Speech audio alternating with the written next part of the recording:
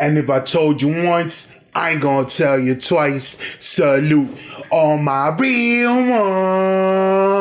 ones. Yeah. Listen, champ, we got upgrading the PS2 for 2022. And I remember having a PS2 as a kid, and that's still one of my favorite consoles. Man, I've been thinking about actually going back and buying one and just getting like 4 or 5 games that I used to like playing. Cause it's like, the thing is, like, I've had consoles, but I never really had time to play video games like that. Like, I'll play here and there, but I'd be lying if I said that I play all the time. And I've never been a fan of playing online, cause like one day some 8-year-old was whooping my ass and I was like, all right, cool. Like, my ego can't take this.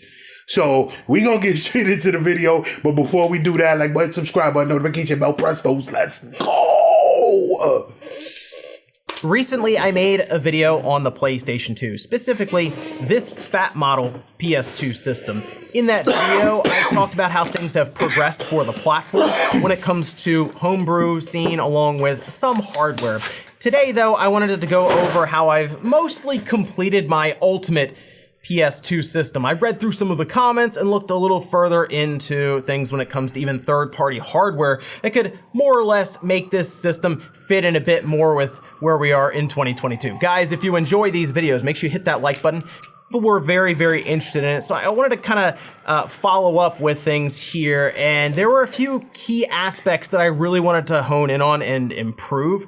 The first one was the noise factor of the PS2 system, because it's a pretty loud system, all things considered, right, especially with other systems that are out now. The fan specifically on the PS2 is the loudest part of it. I know the disk drive can get kind of loud too when it's spinning up and reading disks and all of this and seeking on load screens, but for me, the disk drive isn't really being used much since it's just there to rip games to the hard drive at this time. So 20 to 30 minutes it'll be used, and then that's kind of it for the game, where it will then default to the hard drive. So I had to figure out the fan, and wouldn't you know it, people already decided to shove Noctua fans into these things, and it's actually not too bad. You can buy the kit on Amazon. It was, I think, $35, and it got to me in a day or two. It was pretty quick.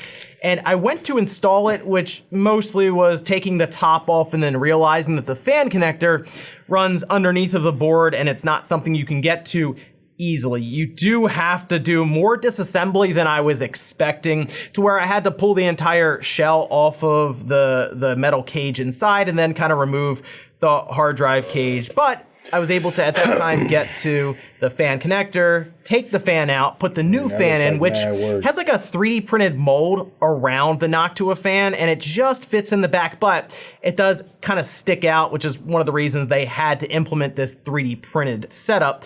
Once I got it in there and I was able to kind of fish the cable around, and I sort of just threw it in the hard drive bay, which I'll explain why I have more room in that in a second here. But after I did that, plugged it in, closed it up, turned it on, I was absolutely shocked. I was shocked because the system is near silent. In fact, it's on right now, and I can still barely hear it from here. I know Noctua fans are very well known for being quiet, but it also moves pretty good air. I haven't had any issues with overheating, nothing like that, and I've had this thing on for hours at a time playing different games. So that already is great for the PS2 and is certainly a modification I would look into if you are running a fat model PS2. I'm thinking about mostly because the fans that are in there are like what, 15 to 20 years old. Might not be a bad idea to change it out with one of these. The only thing is the disassembly and the installation process was a bit more than I was expecting. I don't think it's like outlandish to do it or anything like that. All right, come on, at least to flip it around to get to that fan connector. There was one other part that makes noise inside of the PS2 in that video after I left off, and that was the hard drive. I looked through the comments. So many people were asking me why I didn't use a solid state drive.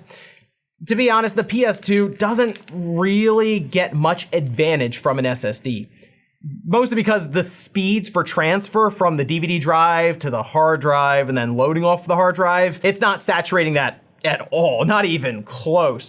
But I think there was a good point to be made here when it does come to the noise level, since I could hear that hard drive spinning up as it was being accessed. So I decided, you know what, let's put an SSD in there, because why not? We'll go along with the comments. And you know what? I'm kind of happy I did. While it is a 500 gigabyte Samsung drive that, again, completely outclasses the PS2 for what it really is able to do, it's silent, it doesn't make any noise, and it just kind of goes along with that knock to a fan in the back. I don't really notice too much of a difference between load times for the mechanical hard drive and the SSD. I'm sure there are differences, especially when it comes to seek times. I'm just not really sure what the PS2 would benefit other than maybe a few milliseconds here or there. But I guess technically it's one less moving part inside of the PS2, and solid state drives have come down pretty well in price considering 10 or 15 years ago when people were first getting into this free McBoot like, stuff. Man, SSDs were much more expensive. So now it's like a 500 gigabyte drive that'll hold plenty of PS2 titles, and it left some room so that I could just kind of leave the fan cable in there. It kind of worked out all the way around. A better looking image out of the system, and that was kind of an issue since I still don't have any access to an internal HDMI modification where we're pulling signals directly off of the chip and then having a board process that so it will look better on a larger display. It'll put 1080p out, all these different things. I've had a pretty good run of them so far with things like the Dreamcast and the Nintendo 64 and even the original PlayStation. So I'm hoping we get something for the PS2 here in the near future. Meanwhile, though, I decided to go with a RetroTink, and I've had people here and there tell me that it is a really good thing to have, just overall, if you're capturing footage from older systems that don't have HDMI out or any way to get a clean picture. I went with the RetroTink 2X. It's basically a scaler for the system. With that, I got HD RetroVision's component cables for the PS2, kind of plugged it all together as one big daisy chain of cables, but essentially we go from the port on the back of the PS2 to the component in on the RetroTink to then HDMI out to your monitor, or in my case, capture device, and I was pretty happy with what I was seeing here. I did update OPL, as many people were mentioning in the comments on the PS2. It allows you to force different resolutions, but when I did that, the RetroTink didn't seem to necessarily agree with it or the game file itself that I was trying to run. So all the footage you're seeing here is just the default setting inside of OPL. Yeah, it looks a little jumpy. I was really happy with what I was seeing. It is a very clean image, all things considered from where it's coming from with the PS2. But I was going through several different games and several different visual styles, and they all just looked great. The only issue I was running into is I think the picture was a little darker than I would like it in some games, but God Hand looked great, which, can we get a remaster of God Hand already? I'm just throwing it out there. Here Comes the Pain, which is the best wrestling game you can play. Looks great as well. It actually looked pretty similar to my PS3. I was a little surprised actually with that one. Now I do want to comment quickly on why I chose this RetroTink in particular. There is a RetroTink 5X, and whereas when I like on, and I think I'm gonna hold out for that one and just people want to have.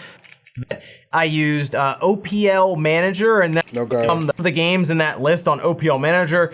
My HDMI connection on a large flat screen TV using the RetroTink 2X. But there was still something I needed to figure out, and that comes down to the controller. All right, well, that's all I need to see. So basically, it's hard drive, fan. And I mean, I guess he did some other upgrades before. I never saw that video. But until you could do the RAM and the CPU or GPU, like, yeah. But I'm still thinking about getting one. I might pull up on eBay and just buy, you know, a PS2 that's in good condition. Get Midnight Club. Get me one of the GTAs or something and just, you know, have it. But then again, it's like, I know me, like, I'll do it the first day and then I probably won't go back to it. I mean, ever since the PS5 came out, I have not touched my PS4. So it's been 2 years and the PS4 is still connected and everything to the TV. Haven't turned it on once. So it might not. I might not be the best person to try to, you know, buy those old retro systems. But yeah, man, let me know what y'all thought about the video. I'm cutting it short because I didn't want to just, extend it for no reason. Let me know what y'all thought about it in the comment section. Press that like button for me, please. I appreciate it. My name is Rain. Catch you on the flip side. RCP salute. Wait for it.